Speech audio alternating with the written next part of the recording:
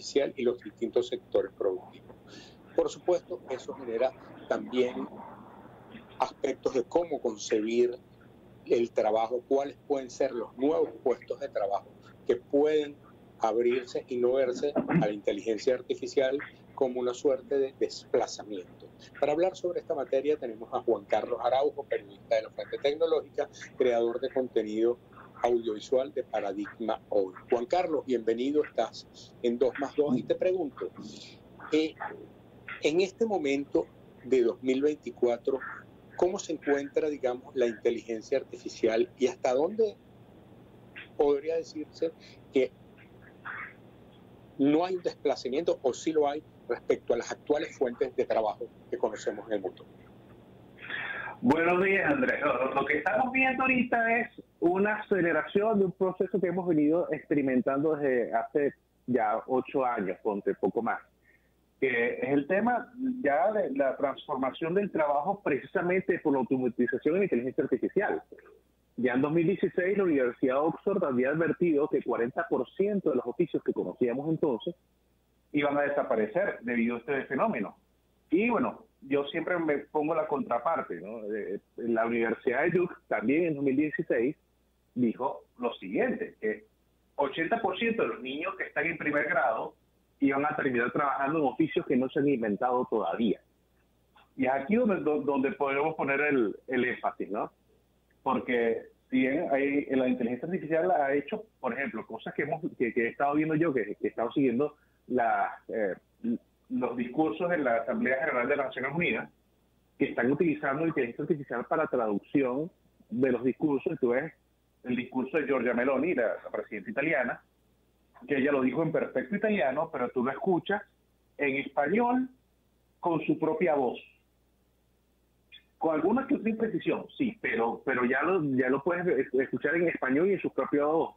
Y vi lo mismo que hicieron, pero vamos a decir el inverso, con el discurso de Milei en el foro de Davos, que lo hicieron con su voz, pero en inglés para una televisión en Australia.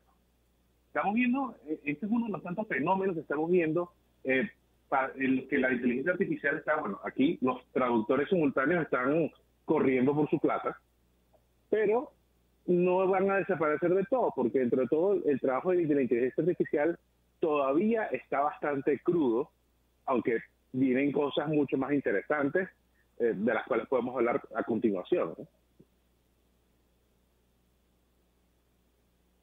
¿Hello?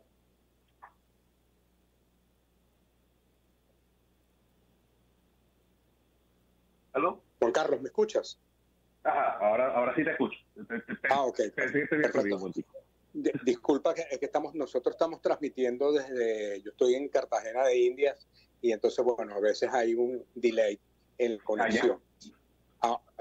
No sé si es allá o es en Venezuela. Aquí me reporta que tengo un nivel de internet bastante bueno, ¿no? Pero bueno, no lo sabemos.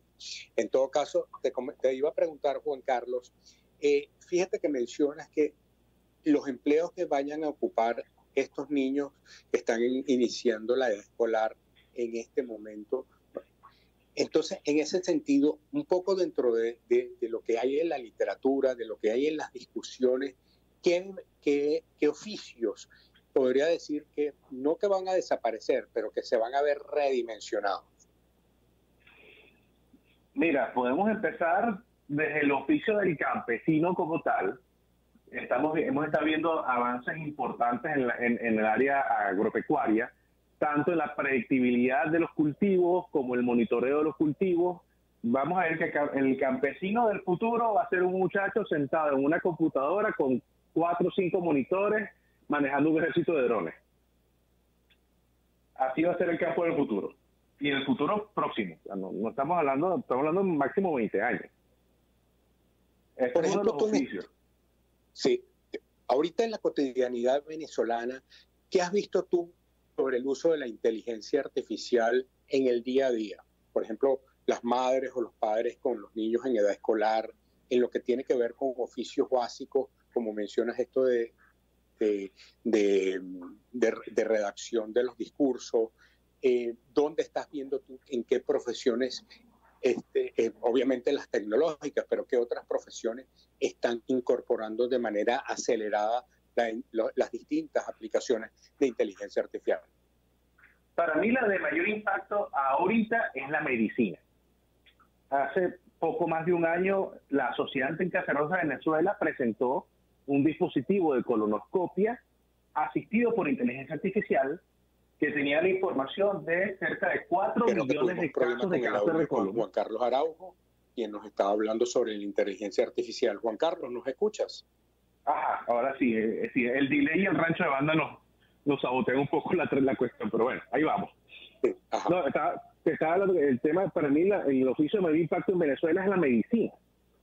Hace poco más de un año, la Sociedad Anticancerosa, aquí en Venezuela, presentó que el dispositivo de colonoscopia asistido por inteligencia artificial con más de 4 millones de casos de cáncer de colon, que permite identificar cualquier indicio de cáncer a tiempo y hacer un tratamiento mucho más oportuno que el diagnóstico visual simple.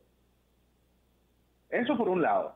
Por otro lado, otras empresas están empezando a entrenar modelos de inteligencia artificial con sus sistemas de archivos. Le hace facturación, documentos, de tal forma de poder hacer una suerte de sistema de búsqueda rápida de archivos, un sistema rápido de gestión de cuentas. Ya el software de gestión de empresas está empezando a integrar inteligencia artificial para el manejo de esta clase de cosas. Incluso para control de inventarios, para predicción. Estamos teniendo nuevamente de problemas. No sé si soy yo o si es Juan Carlos en la conexión para hablar, y aun cuando estamos hablando en términos tecnológicos, estamos teniendo problemas en la conexión. Juan Carlos, ¿nos escuchas? Sí, perfectamente, perfectamente. A lo mejor soy yo el que no escucha, tomando en cuenta pues la conectividad y lo remoto, pero bueno, un poco así son estas cosas. Te iba a preguntar, Juan Carlos, en lo que tiene que ver con políticas públicas, es decir, ¿dónde dirías tú que están los gobiernos que están avanzando más rápido en adoptar políticas públicas que incorporen la inteligencia artificial? Sin lugar a dudas, la Unión Europea. Y dentro de la Unión Europea, Estonia. Estonia es el país más digitalizado del mundo y ellos de hecho tienen el funcionamiento de su estado es completamente digital. Al punto que la única diligencia que requiere tu presencia es el matrimonio. De resto todo puedes hacerlo en línea desde el teléfono. A eso integrarle que la Unión Europea es el único cuerpo de naciones que tiene una regulación sobre la inteligencia artificial. Ya está avanzando sobre esos pasos. Cosa que me parece fantástico porque ayuda a ser la base para otras regulaciones en el futuro. Las regulaciones que se están adoptando en el caso de la Unión Europea, digamos, ¿cómo se están armando? ¿Incorporan realmente la visión de expertos en el área o, digamos, hay un rezago y a veces se parte de la falta de comprensión sobre la materia? Afortunadamente sí han estado integrando visiones de expertos y las mismas advertencias, al punto tal que la misma regulación te establece niveles de peligro y niveles de auditabilidad de cada uno de estos modelos de inteligencia artificial. Un nivel de peligro máximo que ellos dicen que eso está prohibido de plano, es la utilización de la inteligencia artificial para el monitoreo ciudadano, para cosas que violenten severamente la privacidad del ciudadano. Y ahí para abajo vamos a... Y lo menos peligroso, el otro extremo, es la inteligencia artificial aplicada a los videojuegos. Entonces, ahí tienes un espectro de como 5 o 6 niveles que te establecen qué tan auditable tiene que ser tu modelo para poder cumplir con esos requisitos. Y me parece bastante interesante porque es algo que se puede adaptar de acuerdo a lo que vayas a desarrollar en este tema. En estos casos, la regulación en la Unión Europea está siendo de aplicabilidad comunitaria, es decir, para los 27 países que conforman ese bloque. Sí, totalmente.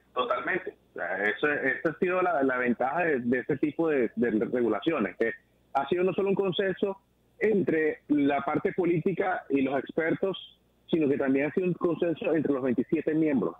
Cosas que, por supuesto, la ventaja de esto es que, volvemos, se puede replicar este modelo de regulación de la inteligencia artificial en otras latitudes, porque ellos de paso dejaron como que abierto el panorama como para decir, mira, este puede ser un modelo, podemos construir sobre este modelo. Entonces, quien quiera agregar cosas puede intervenir. Entonces, buenísimo porque estamos en paso a paso a una regulación legal completamente global de la inteligencia artificial, cosa que me parece fantástica. Para las universidades, tomando en cuenta la necesidad de esos profesionales, y vuelvo a lo que fue tu introducción sobre los oficios que se puedan crear en los próximos 20 años, ¿qué retos implica? Y sobre todo, digamos, si percibes que algunas universidades en Venezuela ya están montadas en esa carrera de la inteligencia artificial. Bueno, el principal reto es no solamente las universidades, es todo el sistema educativo. Un sistema educativo que se base más en habilidades y destrezas que en contenidos como tal, porque los contenidos los tienes ahí, pero las habilidades son cosas que tienes que ir desarrollando. Entonces, algo que, y te lo digo, lo decía Unger el siglo pasado, que el niño aprenda a aprender y aprenda a adaptarse. Creo que la adaptabilidad es fundamental para los tiempos que vienen. Y te pongo un ejemplo claro, Andrés. Hace 15 años no existía el oficio de mercadeo digital, el community manager y toda la estructura que está en torno al mercado digital. Hacer dinero a través de las redes sociales, eso no existía. Lo tenemos hoy. No solamente como una parte aparte, como un oficio aparte, sino como una parte fundamental del mercadeo como tal. Entonces, las cosas están cambiando y estamos montados sobre ellas, queramos o no. Recordemos que estamos conversando con Juan Carlos Araujo, es periodista especializado en el tema tecnológico. Juan Carlos, fíjate que digamos, las últimas entrevistas que nosotros hemos hecho a distintos colegas tuyos, gente conocedora de esta materia, han puesto énfasis en términos prácticos, ¿no? Tú nos los mencionabas en el caso de la medicina, cómo se están llevando esos avances. Entonces, ¿qué otra profesión ves tú que debería apuntar aceleradamente para, digo en el caso venezolano, para, digamos, propiciar mejoras, digamos, en las condiciones, lo que tiene que ver con la atención, entiéndase también políticas públicas, y que ves viable que se pueda concretar?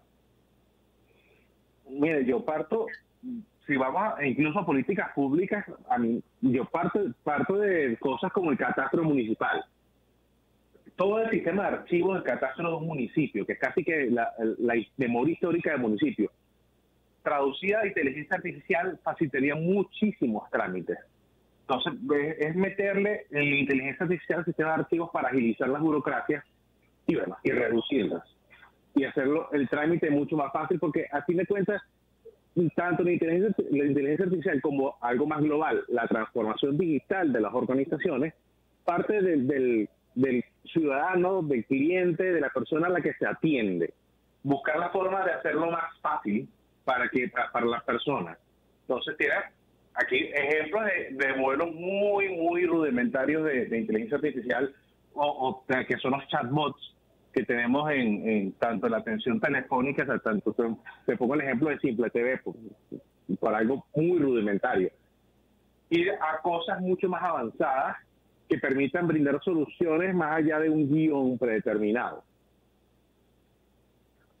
Fíjate, elementos, un hecho, ¿no?, de lo que ocurrió en el sector bancario venezolano con el pago móvil, que partió más por un tema de la necesidad del efectivo y de cómo resolver los pagos y no manejarse con el efectivo, y vemos los avances en el pago móvil que contrasta todavía con países donde todavía sigue predominando mucho el uso de los billetes y de las monedas.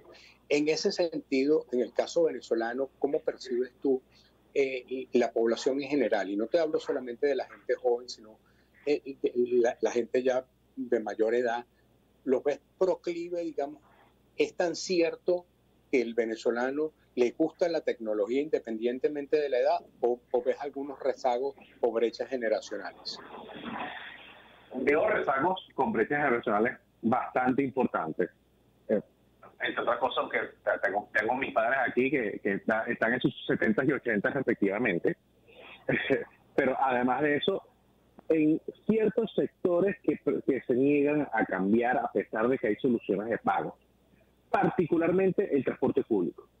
El transporte, o sea, si hay todavía necesidad de uso efectivo, es en el transporte público, porque ahí no aceptan ni pago móvil, no tienen ni punto de venta, no hay ni siquiera utilización de herramientas de pago tipo libre pago, tipo pago directo, nada de eso. Es efectivo o nada. Entonces, hay cierto, más que solamente la brecha generacional, que es un tema, también está la brecha de los intereses de ciertos sectores que pueden poner piedra de tranca. Y volvemos al caso de la burocracia. Los que no quieren que la burocracia se reduzca, los que no quieren que la cosa funcione de forma ágil, van a poner sus trabas. Y para mí es un punto importante que hay que saber abordar. Que en todo caso requeriría como liderazgo o a lo mejor educación o campañas formativas. Liderazgo, educación, pero sobre todo voluntad. Voluntad política, voluntad de las personas y incluso también un movimiento mayor de la opinión pública respecto al uso de estas nuevas herramientas. Una última pregunta que te tengo, Juan Carlos, ahorita que mencionabas el caso de la Unión Europea, en la legislación, en la regulación, a cada país tiene que crear como algún ente que, digamos, establezca esa regulación, o es más bien un esquema descentralizado. Todavía, esa es una parte de la legislación que todavía está en trabajo, pero al parecer la idea en la Unión Europea por lo menos es hacer un ente europeo. Probablemente entre las mismas tensiones entre europeístas y soberanistas venga la necesidad de crear entes nacionales para este tipo de regulaciones. Lo importante es que en cualquiera de ambos casos tiene que haber una coordinación continental de todo para que todos estén exactamente en la misma línea. Bueno, muchísimas gracias a Juan Carlos Araujo. A propósito de tratar de aterrizar este tema de la inteligencia artificial en la cotidianidad. Vamos con publicidad.